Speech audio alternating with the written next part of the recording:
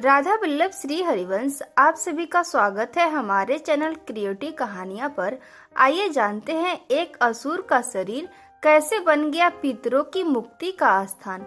ये कहानी है उस तीर्थ की जहां से सीधे बैकुंठ जाती हैं आत्माएं। गया जी तीर्थ का महत्व एक असुर से है जो असुर होने के बावजूद पवित्र माना जाने लगा। यहाँ भगवान विष्णु के चरण चिन्ह वाले विष्णुपद मंदिर में पितरों का गया जी में तर्पण करने से तर जाती है 25 पीढ़ी। श्राद्ध पक्ष की परंपरा संसार में अकेली एक ऐसी संस्कृति है जहां अपनी जड़ों के आखिरी सिरे को भी याद करने, उन्हें श्रद्धांजलि देने और खास तौर पर उन्हें जल पिलाने की परंपरा कायम है। इसे तर्पण कहते हैं। इसी कारण गया शहर को सामान्य लोक बोलचाल में गया जी कहा जाता है और इसे सभी तीर्थों और धामों में से सबसे उत्तम माना जाता है। यहाँ पितरों का तर्पण किया जाता है और कहते हैं कि गया जी तीर्थ में तर्पण करने से मनुष्य अपने 25 पीढ़ी के पितरों की मुक्ति दिलाता है। मान्यता है कि सर्वप्रत अमावस्या के दौरान गया जी में पितरों को पानी देने से वह तृप्त होते हैं और बैकुंठ को जाते हैं। गया में है भगवान विष्णु का विष्णुपद मंदिर। गया तीर्थ की इस महत्ता का कारण है यहाँ स्थित श्री विष्णुपद मंदिर। भगवान विष्णु के चरण कमल की छाप पद चिन्ह वाले इस मंदिर को विष्णुपद मंदिर कहा जाता है। यहाँ एक विशाल शिला पर भगवान विष्णु के चरण चिन्ह अंकित हैं, इसीलिए इसे धर्मशिला के नाम से भी जाना जाता है। ऐसी भी मान्यता है कि पितरों के तर्पण के बाद इस मंदिर में भगवान विष्णु के चरणों के दर्शन करने से दुखों का नाश होता है। फल्गु नदी के पश्चिमी किनारे पर मौजूद यह मंदिर श्रद्धालुओं के अलावा पर्यटकों के बीच भी काफी लोकप्रिय है। श्रद्धालु इन पद चिन्हों पर लाल चंदन का लेप करते हैं, उन्हें साक्षी भाव से मस्तक पर लगाते हैं। इस शिला पर गदा, चक्र, शंख आदि अंकित किए जाते हैं। यह परंपरा भी काफी प्राचीन काल से चली आ रही है और इसी मंदिर से जुड़ा है गया तीर्थ के नामकरण का इतिहास। जानकर आश्चर्य हो सकता है कि जिस गया तीर्थ को सभी तीर्थों में उत्तम माना गया है, वह तीर्थ एक असुर के नाम पर पड़ा है। वायु पुराण में गया जी की कथा वायु पुराण में बड़े ही विस्तार से इसकी कहानी दर्ज है।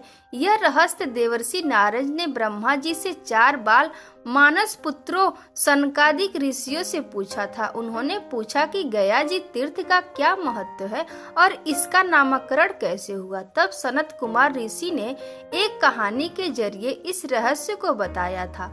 वायु पुराण के गया महात्म्य खंड में इसका विस्तार से वर्णन है। यह कथा श्वेत वराह कल्प की है। इस दौरान धरती पर पाप सिर्फ अंश भर था और धर्म अपने पूर्ण रूप में मौजूद था। इसी दौरान असुर कुल में एक दैत्य गयासुर हुआ।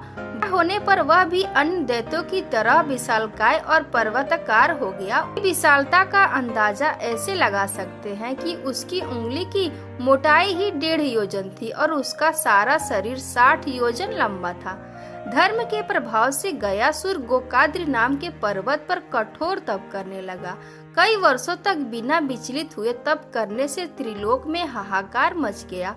बिना किसी आहार के और स्थिर होकर उसकी तपस्या करने से देवता ऋषि सभी घबरा गए और ब्रह्मा जी के नेतृत्व में भगवान विष्णु के पास पहुँचे। उन्होंने उनसे विनती की और कहा, हे विष्णु जी, गयासुर बहुत बलवान हो गया है। उसके द्वारा समस्त पृथ्वी पर पवित्रता फैल रही है, जिससे यज्ञ, कर्म और धर्म कृत निष्फल हो सकते हैं। कर्म का विधान भी खतरे में पड़ता दिख रहा है। कृपया उसे कोई ऐसा वर दे जिससे धर्म की रक्षा भी हो जाए और गयासुर की तपस्या भी सफल हो जाए। भगवान विष्णु गयासुर के सामने आए तो उसने कहा, आप मुझ पर प्रसन्न हैं तो मेरी देह को ऐसा पवित्र कर दीजिए कि जो उसे देखे, स्पर्श करे, वह सीधे मोक्ष का अधिकारी हो जाए और उसे बैकुंठ या शिव लोक से कम कुछ न मिले। तब भगवान विष्णु मुस्कुराए और बोले, तथास्तु, ऐसा ही होगा। अब गयासुर पृथ्वी पर सबसे पवित्र व्यक्ति हो गया और उसके प्रभाव से यमलोक, स्वर्गलोक सब कुछ सोना होने लगा। यहाँ तक कि कर्म पर आधारित धर्म का विचार भी नष्ट हो गया और पापी और पुण्य आत्मा में कोई फर्क नहीं रह गया। सृष्टि के संचालन में इस तरह बाधा आने लगी। तब देवताओं ने एक दिन इकट्ठे होकर अपने अपने अधिकारों और दायित्वों का त्याग करने का निश्चय किया और इसकी जानकारी देने त्रिदेवों के पास पहुँचे। इस पर ब्रह्मा, विष्णु और शिव जी तीनों ने ही देवताओं को इससे रोका। हालांकि देवताओं की चिंता ठीक भी थी, क्योंकि विष्णु जी के वरदान के कारण अधिकार और कर्तव्य पालन की जरूरत ही नहीं पड़ती। गयासुर एक तरीके से कर्म के सिद्धांत को चुनौती दे रहा था। ब्रह्मा जी ने यज्ञ के लिए मांगी गयासुर की देह। यह सुनकर ब्रह्मा जी भी चिंता में आ गए। तब विष्णु जी ने सुझाव दिया कि हे ब्रह्मा, आप धरती पर स्थित किसी सबसे पवित्र तीर्थ पर यज्ञ का आयोजन कीजिए। महाविष्णु की आज्ञा से ब्रह्मा जी पृथ्वी पर भ्रमण करने लगे, लेकिन उन्हें धरती पर उन्हें एक भी ऐसा पूर्ण पवित्र स्थान नहीं मिला। तो वह महाविष्णु का संकेत समझकर गयासुर के पास पहुँचे और अपना प्रयोजन बताया। ब्रह्मा जी ने कहा, क्योंकि तुमने वरदान में सभी तीर्थों से अधिक पवित्रता मांग ली है, इसीलिए तुमसे अधिक पवित्र कोई है नहीं।